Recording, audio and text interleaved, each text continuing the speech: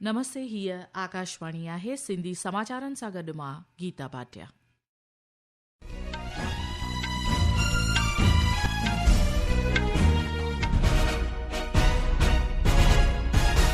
सभ खां अवल ख़ासि ख़बरूं। प्रधानमंत्री नरेंद्र मोदी अॼु नईं दिल्लीअ में ब्राज़ील जे राष्ट्रपति लुला दा सिल्वा सां गॾु ख़ासि बाहमी बैठक कंदो। प्रधानमंत्री नरेंद्र मोदी अॼु वीडियो कॉन्फ्रेंसिंग ज़रिए उत्तर प्रदेश जे यमुना एक्सप्रेसवे औद्योगिक विकास अख़्तियारीअ हेठि HCL फॉक्सकॉन कार्यक्रम में हिस्सो वठंदो।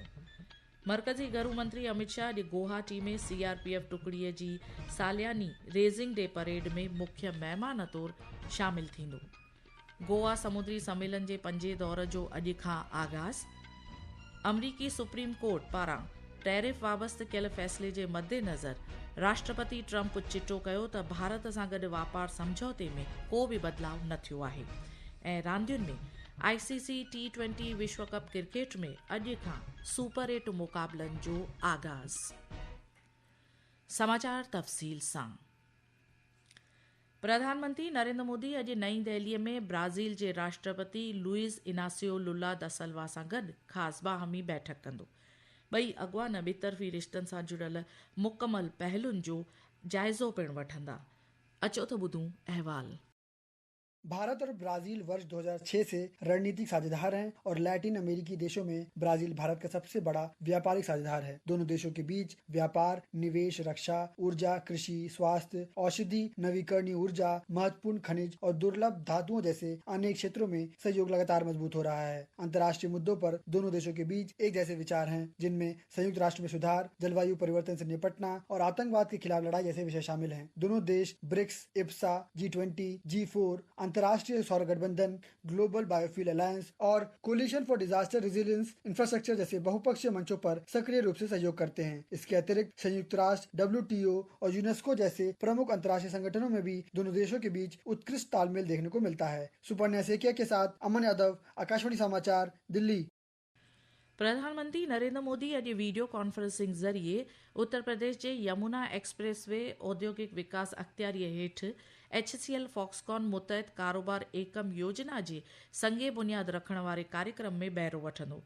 इहा योजना घरेलू उत्पादन सघ खे मज़बूत करण, आमदनी ते निर्भरता घटाइण ऐं खुशहाल आलमी रसद सिलसिले निर्माण लाइ सरकार जे कोशिशुनि मूजिबि आहे।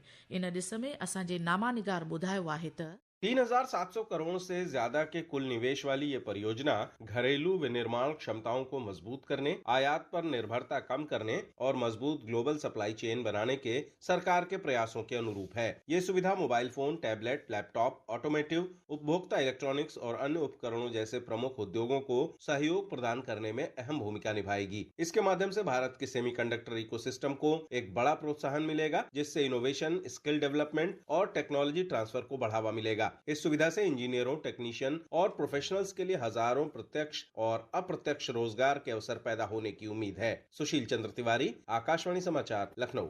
सेहत ऐं कुटुंब कल्याण वज़रात जो मरकज़ी मंत्री JP नड्डा अॼु टेटनस ऐं डिप्थेरिया वैक्सीन जी शुभ शुरूआत कंदो। महूरती कार्यक्रम हिमाचल प्रदेश जे कसौली में आयल सेंट्रल रिसर्च सेंटर इदारे में मुंतज़िम कयो वेंदो। इहा वैक्सीन टेटनस ऐं डिप्थेरिया जहिड़नि गंभीर बीमारियुनि खां बचण जे ॾिस में अहम किरदारु निभाईंदी। गोवा समुद्री सम्मेलन जे 5 दौर जो अॼु खां आगाज़ थी रहियो आहे, जंहिं में हिंद महासागर ख़िते जे 14 मुल्कनि जे बहरी फ़ौज जा सरबराह ऐं बर्ख एवज़ी शरीक थींदा। प्रधानमंत्री नरेंद्र मोदी सुभाणे सुबुह जो 11 बजे आकाशवाणीअ तां मन की बात कार्यक्रम ज़रिए ॾेह थोरे विदेशनि में वसियल माण्हुनि सां पंहिंजा राया ऐं वीचार वंडींदो। माहियानी रेडियो कार्यक्रम जी हीअ 101टीं क़िस्त थींदी।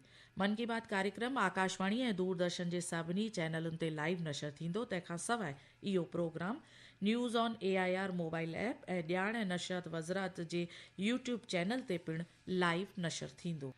ही ख़बरूं तव्हीं आकाशवाणी तां ॿुधी रहिया आहियो। वधीक ख़बरुनि जी तफ़सील लाइ तव्हीं असांजी वेबसाइट newsonair.gov.in खे फॉलो करे सघो था।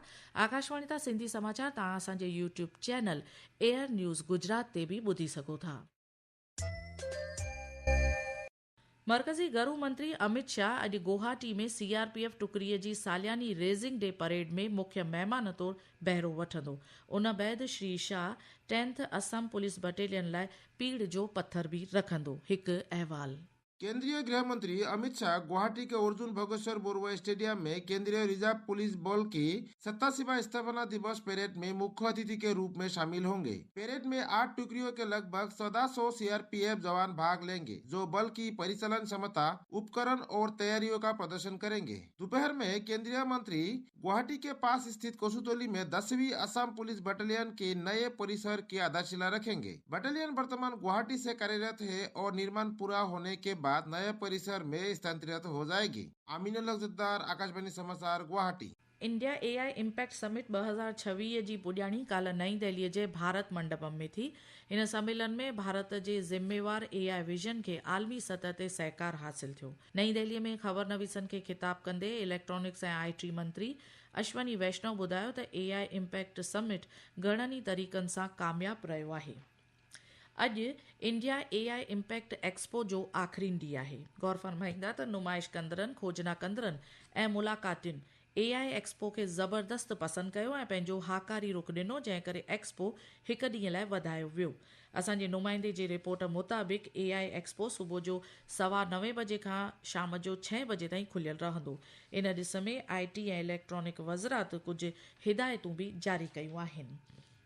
ॿिए तरफ़ नई दिल्लीअ जे भारत मंडपम में एआई एक्सपो समिट जे मद्देनज़र दिल्ली ट्रैफ़िक पुलिस ख़ासि एडवाइज़री जारी कई आहे ऐं ट्रैफ़िक लाइ ख़ासि इंतज़ाम बि लागू कया आहिनि। इहे आर्ज़ी नियम प्रगति मैदान ऐं उन जे लॻायल कुझु एराज़ियुनि में लागू थींदा। एक्सपो जी मुलाक़ात सां वाबस्तु गाॾियुनि ऐं वाहननि ऐं माण्हुनि जी अचवञ जिन जायुनि ते वधीक आहे, उते ई इहे नवां इंतज़ाम लागू थींदा।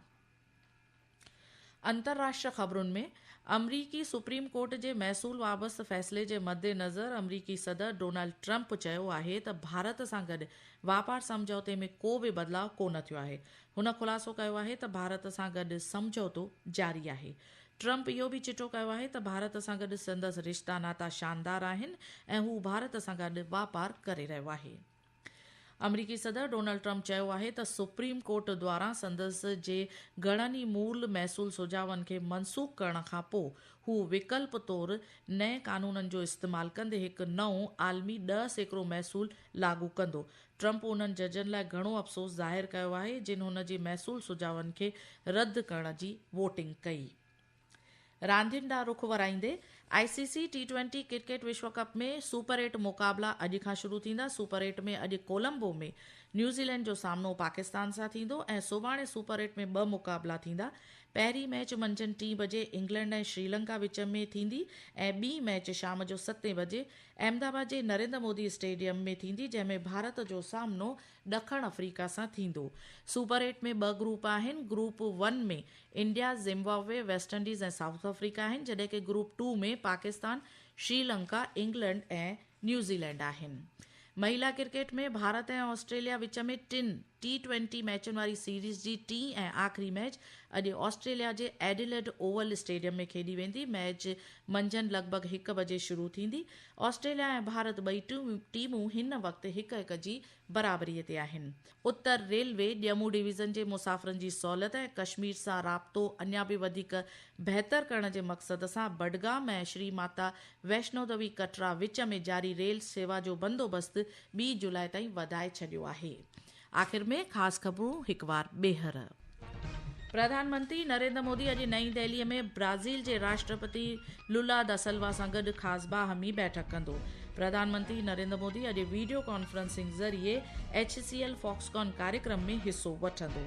मरकज़ी गृह मंत्री अमित शाह अॼु गुवाहाटी में CRPF टुकड़ीअ जी सालियानी रेज़िंग डे परेड में मुख्य महिमान तौरु शामिल थींदो। गोवा समुद्री सम्मेलन जे 5 दौर जो अॼु खां आगाज़। अमरीकी सुप्रीम कोर्ट पारां टैरिफ वाबस्तु कयल फ़ैसिले जे मद्देनज़र राष्ट्रपति ट्रंप चिटो कयो त भारत सां गॾु वापार समझौते में को बि बदिलाव न थियो आहे। ऐं रांदियुनि में ICC T20 विश्व कप क्रिकेट में अॼु खां सुपर 8 मुक़ाबलनि जो आगाज़ थी रहियो आहे। आकाशवाणी तां सिंधी समाचारनि जो अंक ते पूरो थियो। नमस्ते।